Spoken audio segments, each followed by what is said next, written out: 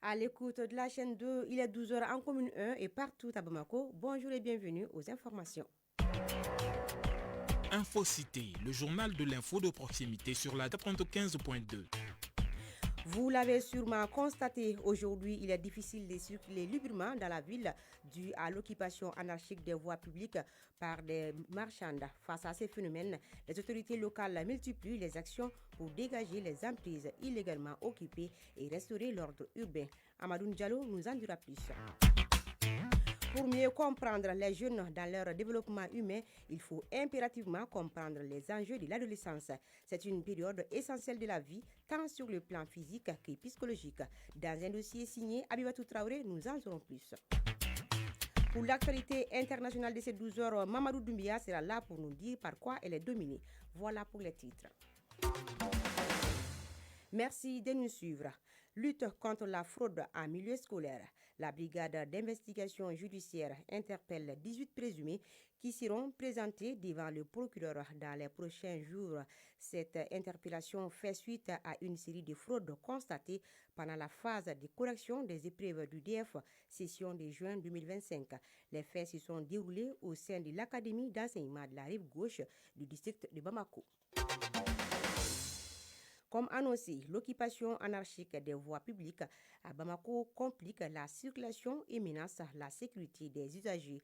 Dans plusieurs quartiers de la capitale, la situation devient intenable pour les riverains qui dénoncent ces calvaires. Face à ces phénomènes, les autorités locales multiplient les actions pour dégager les emprises illégalement occupées et restaurer l'ordre urbain. Reportage Amadou Diallo.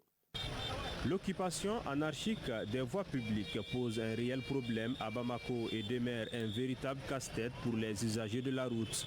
Nous sommes à Kalabankroa, en commune 5 du district de Bamako, dans la rue 353. L'occupation de cette voie constitue un calvaire pour les habitants du quartier. Monsieur Mariko, usager. Vraiment, cette voie, quand on l'a aménagée, vraiment c'était une opportunité, une aubaine pour nous qui venons chaque soir faire le footing ici. Mais malheureusement, à notre grande surprise, on s'est rendu compte qu'au niveau de plusieurs passages, une occupation anarchique des véhicules. Il y a même des gros porteurs. Il y a aussi les véhicules en stationnement illégal et il y a même aussi des gens, des matériaux de construction, ils viennent les déverser. Souvent pour passer, il faut descendre sur le goudron. Et tout le monde sait que par rapport à cette situation, il y a vraiment un danger. Pour combattre ce phénomène, la mairie du district de Bamako, à travers son service de développement urbain, œuvre activement à dégager certaines voies publiques de la capitale. Commissaire divisionnaire Mouro Diara, directeur d'IBOP. Nos équipes font des rafles. Souvent, nous menons des répressions aussi, parce qu'en plus des rafles, avant de faire des répressions, on donne des sommations. Ousmane Fati, procureur du tribunal de grande instance de la commune 5. C'est le code actuel qui fixe les amendes dans la fourchette de 50 000 à 100 000 francs. Parce que, en fait, ces contraventions sont classées en 3 types. En résumé, l'application de ces nouvelles sanctions représente un tournant dans la gestion de l'espace public. Néanmoins, sans un soutien social et des solutions concrètes pour les occupants, il y a un fort risque que ces efforts ne soient pas durables. Il est donc indispensable que tous les acteurs à tous les niveaux prennent conscience de la situation afin de freiner ce phénomène. Autre sujet, l'activité des arboriculteurs est aujourd'hui en plein essor. Ces professionnels visibles en ville et le long de certaines artères cultivent et élèvent des jeunes plantes destinées à devenir des arbres. Ces plantes sont largement utilisées par la population, que ce soit pour l'embellissement ou pour d'autres usages. En cette période hivernale, les pépinières sont bien sollicitées. Suivons Bakari Kabadjakite qui est allé les rencontrer. En cette période d'hivernage, les pépinières sont fortement sollicitées par une grande partie de la population. À l'image de Kali Koulibaly, un fidèle client des lieux depuis de nombreuses années. Je viens généralement m'approvisionner ici en manguier et citronnier. En plus de ces arbres, je fais recours à l'oranger et le goavier. Ces arbres poussent bien en ces temps-là. En saison sèche, on procède à leur entretien. Avec 2 saisons successives, on a un arbre bien utile. Les professionnels du secteur proposent un large éventail de jeunes plants à leur clientèle. Petit à petit, ils parviennent à s'adapter au climat des affaires. Jean-Marie Traoré, pépiniériste. Les manguiers et les papayers sont fortement sollicités par notre clientèle. Les produits se vendent en toute saison, mais la demande est plus forte en période d'hivernage. Par contre, pendant la saison sèche, le marché n'est pas florissant. C'est l'une de nos principales difficultés. Bakary Doumbia, pépiniériste. Tous les arbres fruitiers s'achètent et sollicités. Certaines personnes préfèrent le manguier et le gouavier, et souvent l'oranger. Dans leur entretien, on utilise le compost pour faciliter le travail. Beaucoup de ces arbres fruitiers sont surtout sollicités pour l'ombre qu'ils offrent. Le prix dépend du type et la qualité de l'arbre. Il existe différents types d'arbres, chacun ayant son importance. Cela traduit l'engagement des services des eaux et forêts dans ces combats, contribuant ainsi à notre évolution sociale, précise le colonel Draman Baro, directeur régional des eaux et forêts du district de Bamako. Il y a les plantations en ligne, il y a les plantations ombragées, il y a les plantations de restauration, il y a les plantations d'enrichissement, il y a les plantations de brise et autres. À chaque plantation a ses intérêts et ses avantages.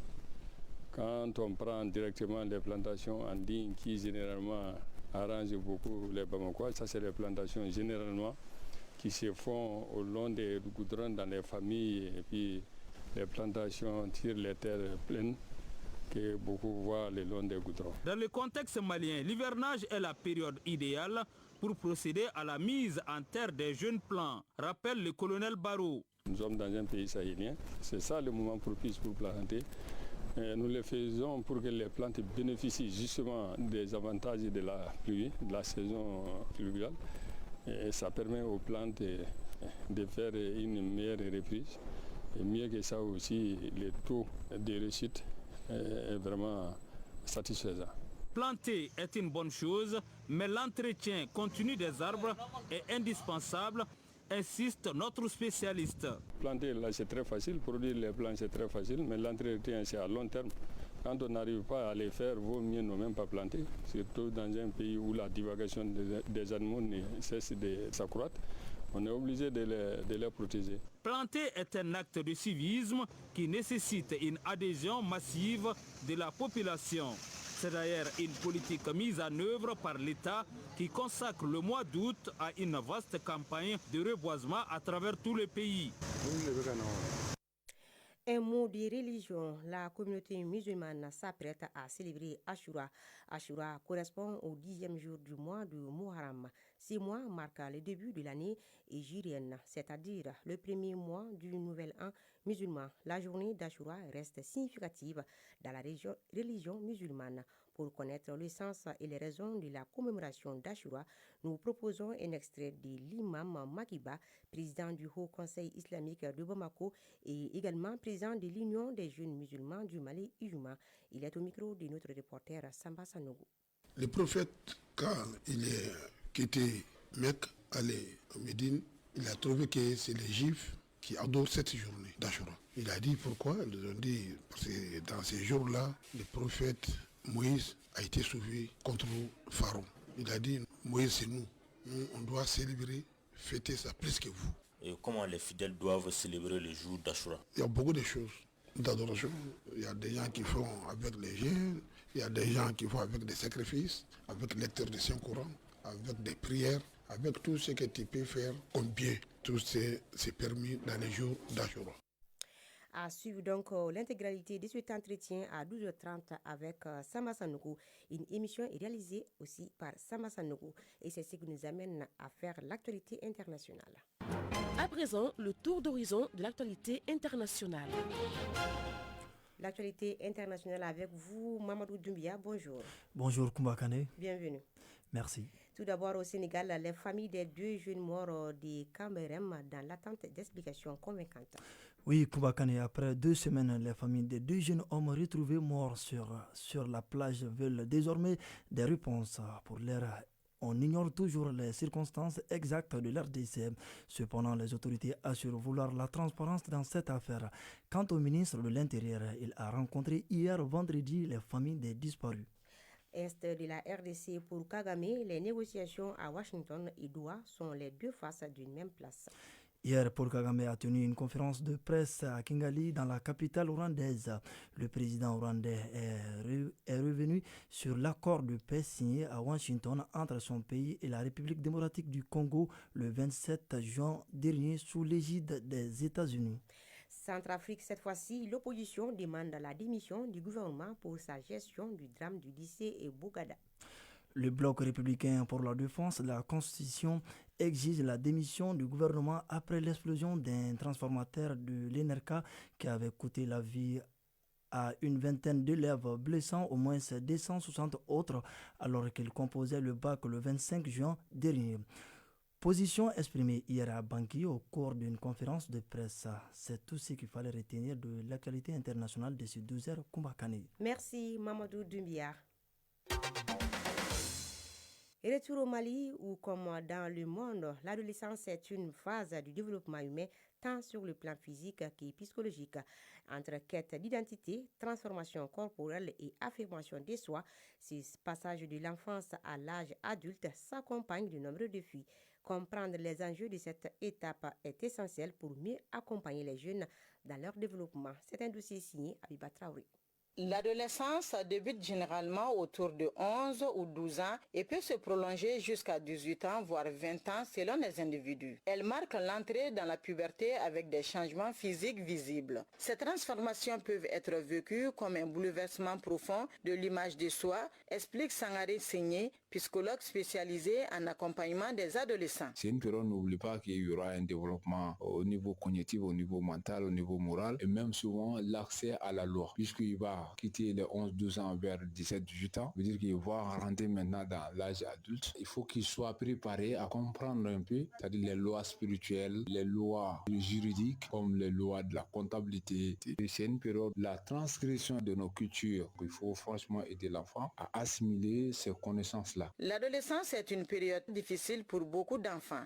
Donc, les parents doivent eux aussi s'adapter à cette période instable. Confie So Abibatou, 24 ans. Je faisais tout ce que ma maman me demandait. Je ne sortais même pas si ce n'est pas aller à l'école ou bien à la boutique. Moi, je pense que c'est une question de conscience, surtout en tant que fille. Les garçons tournent autour de toi. Et puis, des fois, comme on le dit en Bambara, c'est pas facile parce que tu penses que tu es au-dessus de tout le monde. Les relations familiales sont souvent mises à l'épreuve.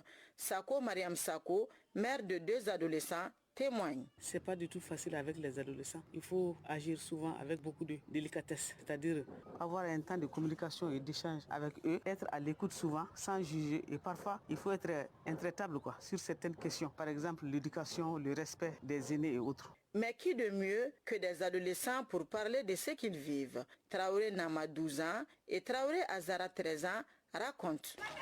On se sent bien, mais il nous donne des interdictions. Quand on est à l'adolescence, il ne faut pas boire de l'alcool et les stupéfiants. Il faut éviter de sortir la nuit à les heures tardives, d'apprendre vos leçons. Nos parents nous conseillent de ne pas sortir la nuit, éviter de trop jouer avec les garçons, de travailler à la maison et à l'école, car nous sommes les mamans de demain. Souvent, je me fâche contre eux parce qu'ils nous disent de ne pas sortir, de ne pas regarder les télé quand il y a les cours et de faire les tâches ménagères. L'adolescence est donc une période de construction et de contradiction. Elle est faite d'élan vers l'autonomie, mais aussi de retour soudain vers l'enfance. Le soutien des adultes, parents, enseignants, professionnels reste fondamental.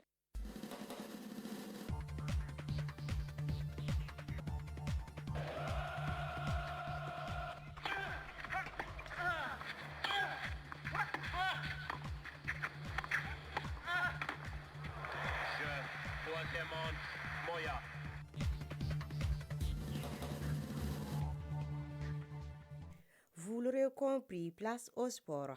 Et en nouvelle, les quarts de finale de la Coupe du Monde des clubs ont commencé hier vendredi et se poursuivront ce samedi. Le match au sommet oppose le Paris Saint-Germain au Bayern Munich. Sur le continent, les meilleures équipes féminines d'Afrique se réunissent au Maroc pour la Coupe d'Afrique des Nations féminines 2025 de football, où 12 nations s'affrontent pour le titre continental lors des 26 matchs. En taekwondo, le championnat d'Afrique des clubs débute ce week-end chez nous, ici au Mali. Les catégories concernées sont les cadets, les juniors et les seniors.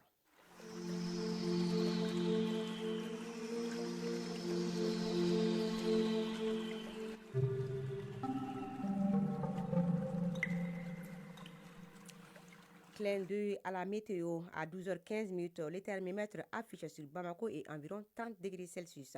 La maximale attendue sera de 33 degrés Celsius. Et quant au soleil, il se couchera à 19h02.